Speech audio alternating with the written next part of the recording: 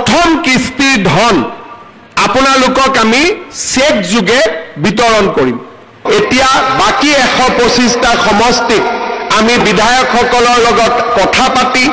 আলোচনা কৰি এটা এটা কৈ আমি সভা কৰি আপোনালোকক দি যাম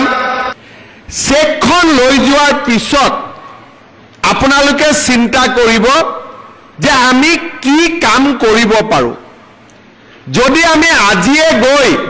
মোবাইল কিনি দিলো তেতিয়ালে হাঁহে আৰু কণী নিদিব হাঁহটোৱে মৰি থাকিব হাঁহটোৱে কণী দিব লাগে নাই এতিয়া এই 10,000 টকাটো লৈ আমি বহুত মহিলাক যাৰ তিনটাতকৈ বেছি সন্তান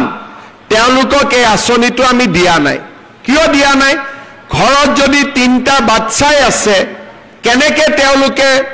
প্ৰডাকশন কাম কৰিব উৎপাদনৰ কাম কৰিব জনজাতীয় লোকসকলক আমি 4টা দিছো বাগিচাৰ লোকক 4টা দিছো বাকি 3টা কাৰণ যিমানে সন্তান বেছি হ'ব দেউতাক মাকৰ দায়িত্ব হিমানে বেছি তেওঁলোকে উৎপাদন মূলক কাম কৰিব নোৱাৰিব আমাৰ আঁচনিটোৰ লক্ষ্য হৈছে যে আমি আপোনালোকক আজি 10,000 টকা আপোনালোকক দিম আৰু আপোনালোকে অহা 1 বছৰ এই 10,000 টকাটো সৎ ব্যৱহাৰ কৰিব কোনোবাই হালত দিব কোনোবাৰ গিৰিয়েক বা স্বামীৰ ব্যৱসায় আছে তাতে 10,000 টকাটো দিব কোনো আপত্তি নাই বেয়া কামত খৰচ কৰিব নালাগে ভাল কামত খৰচ কৰাত কোনো আপত্তি নাই ঘৰত যদি মোৰ বাগিচা আছে ক্ষুদ্ৰ চাহ খেতি আছে তাতো লগাই দিয়ক কোনো অসুবিধা নাই হালত কৰক মুৰ্গী কৰক কণী কৰক ব্যৱসায় কৰক 1 বছৰ পিছত আমি আপোনালোকৰ ঘৰে ঘৰে আহি পৰীক্ষা কৰিম আমি আপোনালোকক সুধিম যে আপোনালোকে টকাটো ক'ত ব্যৱহাৰ কৰিলে যিসকল আই মাতৃয়ে এই টকাটোৰ সৎ ব্যৱহাৰ কৰিব অহা বছৰ তেওঁলোকক আমি 25,000 টকাকৈ তেওঁলোকক আমি আগবঢ়াম এই 25,000 টকাৰ 12,500 মই বেংকৰ পৰা আনি দিম 12,500 চৰকাৰৰ পৰা দিম চৰকাৰৰ টকাটো ঘূৰাই দিব নালাগে বেংকৰ টকাটো ঘূৰাই দিব লাগিব কিন্তু সুদ দিব নালাগে বেংকৰ সুদটো চৰকাৰে দিব মাত্ৰ মূলটো আপোনালোকে ঘূৰাই দিব আৰু যিসকলে সুন্দৰভাৱে এই 25,000 টকাৰ সৎ ব্যৱহাৰ কৰিব তেওঁলোকক তৃতীয় বছৰটোত আমি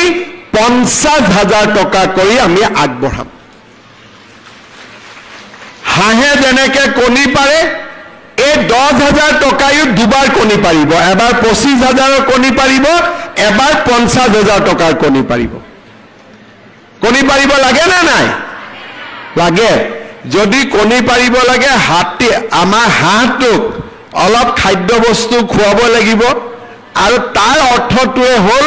যে এই টকাটোৰ আপোনালোকে সৎ ব্যৱহাৰ কৰিব লাগিব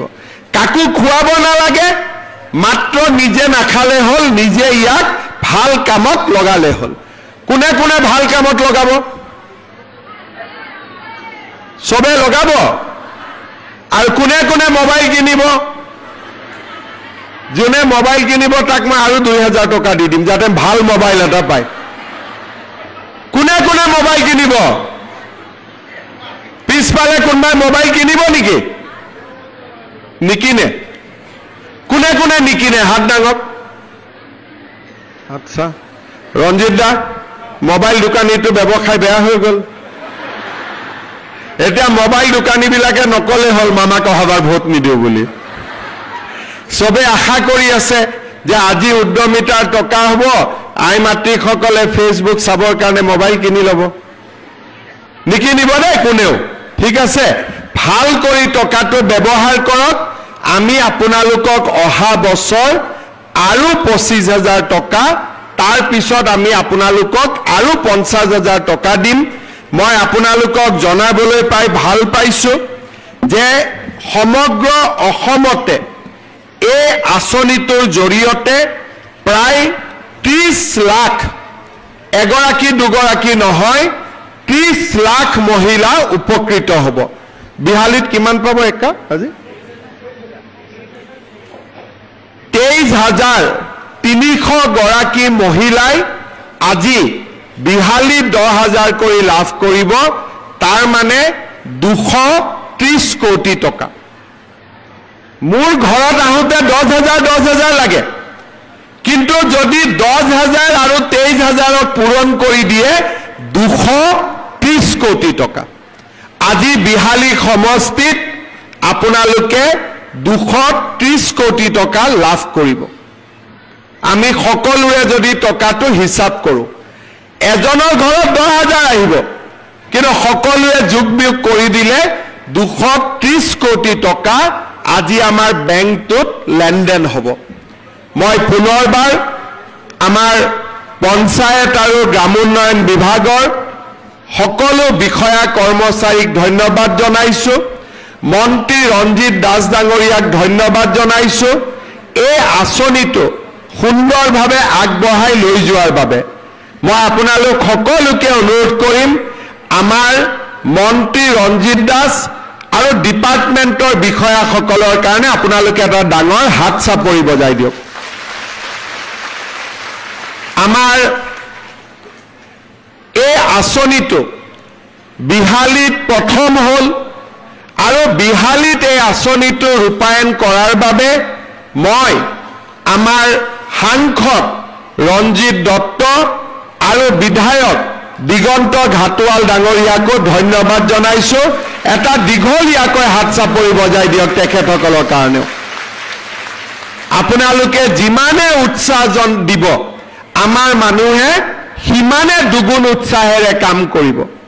আপোনালোকে আমাক যেতিয়া আশীৰ্বাদ কৰে আমাক আপোনালোকে ভোট দিয়ে তেতিয়া আমি আপোনালোকৰ কাৰণে দুগুণ উৎসাহেৰে কাম কৰাৰ বাবে চেষ্টা কৰোঁ আপোনালোকে আশীৰ্বাদ দি থাকিব যাতে অনাগত দিনতো আপোনালোকৰ কাৰণে আমি এনেকৈ কাম কৰি গৈ থাকিব পাৰো আমি এখন নতুন অসম নিৰ্মাণ কৰিব পাৰো আৰু আমাৰ অসমখনক আগুৱাই লৈ যাব পাৰো বিহালীত আমাৰ সমজিলা হ'ল খুব কম দিনৰ ভিতৰতে বিহালীত আমাৰ ৰেভিনিউ সাৰ্কুল এটা হ'ব গৈ আছে ইলেকশ্যনৰ সময়ত মই 100 কোটি টকাৰে বিহালী ৰাস্তা ঘাট বনোৱাৰ প্ৰতিশ্ৰুতি দিছিলো 50 কোটি টকা মই মুকলি কৰি দিছো আৰু কম দিনৰ ভিতৰতে আৰু 50 কোটি টকা মই বিহালী সমষ্টিলৈ মুকলি কৰি দিম বিহালীত নতুন কলেজ হ'ব আৰু ইলেকশ্যনৰ সময়ত মই আপোনালোকক কৈছিলো যে ৰেলৱে ষ্টেচনত ৰেল ৰখাব লাগিব তাৰো কাম মই কৰি আছো ভগৱানে কৰিলে সেই কামো আপোনালোকৰ হৈ যাব অৰ্থাৎ যি কথা কওঁ সেই কথাবিলাক আমি পূৰণ কৰোঁ কংগ্ৰেছীয় মানুহবিলাকে মোক মাজে মাজে কৈ থাকে এই হিমন্ত বিশ্ব শৰ্মাৰ সপোনত যি দেখে তাকে কৈ থাকে আৰু সঁচা কথা মই সপোনত যি দেখো ৰাতিপুৱা তাকে বাস্তৱত ৰূপায়ণ কৰাৰ বাবে চেষ্টা কৰোঁ